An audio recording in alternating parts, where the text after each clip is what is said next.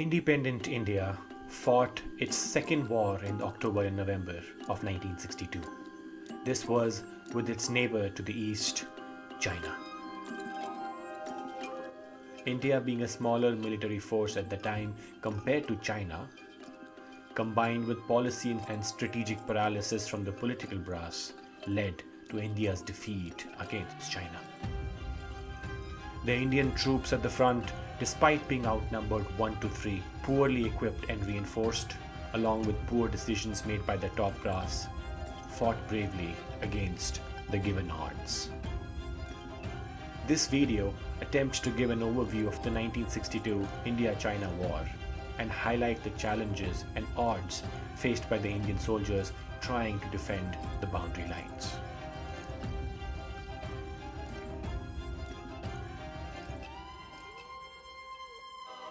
Problems started brewing up between the Indian and Chinese governments in the 50s, with the Chinese claiming boundary disputes in the eastern as well as in the northern parts of India. Multiple rounds of negotiations took place between the governments of the two sides. Unfortunately, these talks led to no resolution. The distrust kept on brewing between the two sides, and the situation came to a head in the fall of 1962. With the situation with China worsening, the political establishment under Prime Minister Nehru and Defense Minister V.K. Menon came up with a security policy to combat China. This was the forward policy. Forward policy was an aggressive posturing made by the Indian government, where the Indian soldiers were directed to move closer to the line of control with China in dispersed platoon-sized pockets of 10 to 40 troops. The intent was to send a clear signal to the Chinese about India's seriousness on its border positions. The military brass in India was strongly opposed to such a policy without setting up a proper defensive line for the troops.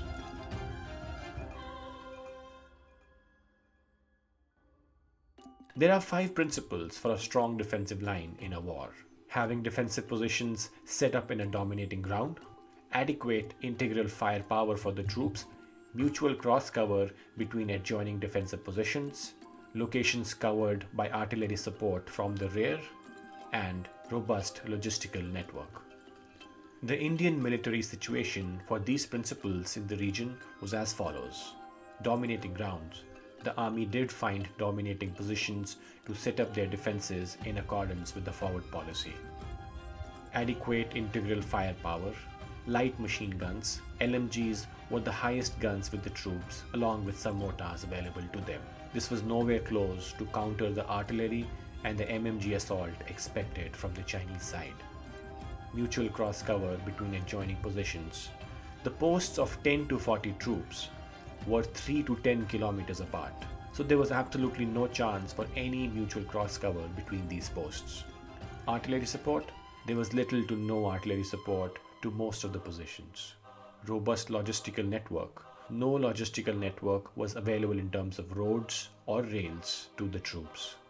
The Indian side was completely dependent on the Indian Air Force for reinforcements.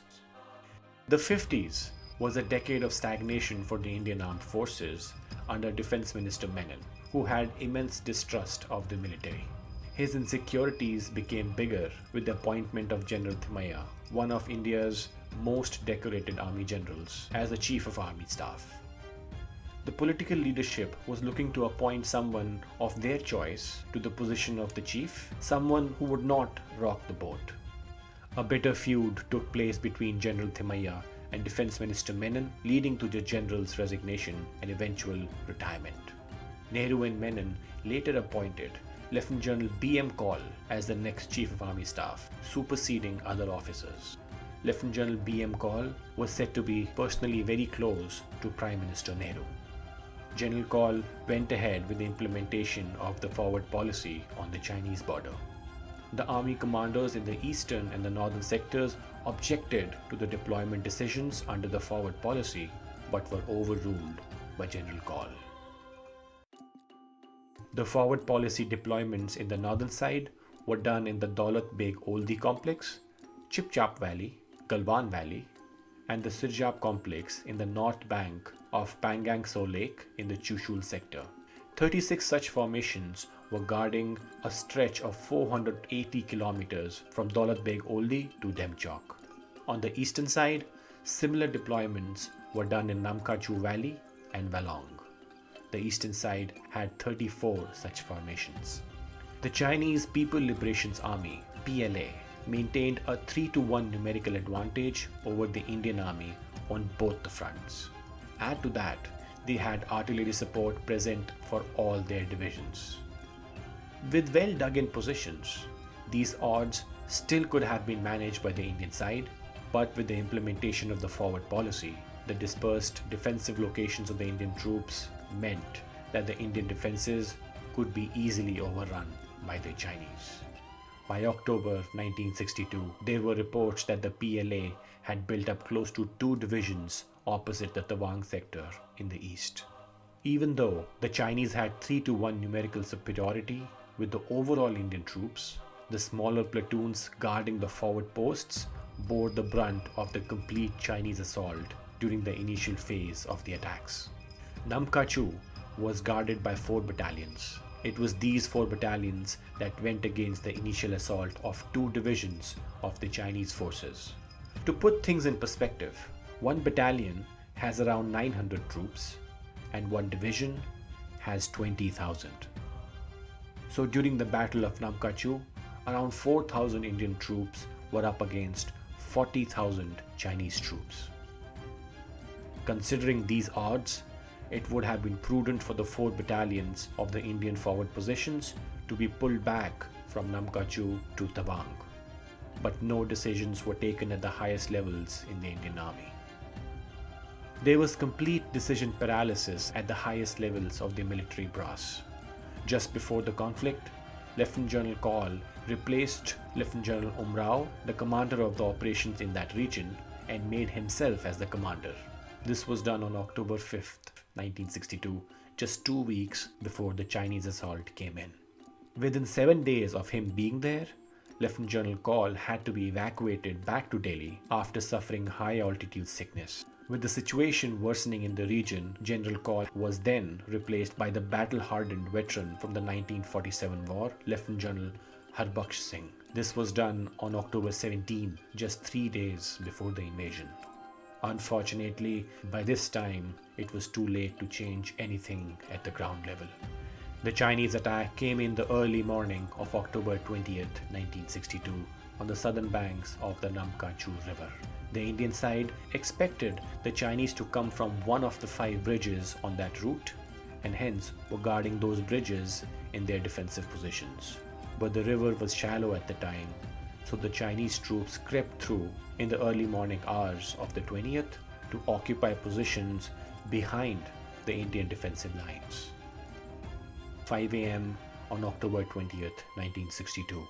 The Chinese began strong artillery fire using 82 mm and 120 mm mortars at the Indian troops. And at 6:30 a.m., the Chinese infantry launched a surprise attack at the Indian positions from behind, completely surprising the Indian troops. 2 of the 4 battalions defending Namkachu, the Rajputs and the Gurkhas, faced the initial assault. They fought back against the assault with whatever they had. Unfortunately, that was not enough to push back the Chinese assault, and both battalions were decimated within hours of the attack. Out of 513 troops deployed at Namkachu from the Rajputs, 282 lost their lives, and 171 were taken as prisoners of war. Only 60 troops out of 513 survived this assault. On the Gurkha side, 493 troops were taken as prisoners of war, including their commanding officer. The 2 other battalions, 4 Grenadiers and 9 Punjab, also suffered heavy casualties but were able to move southwards to reinforce Tawang. The Chinese were able to outflank their retreat and they were forced to head towards Bhutan, pushing them out of the battle.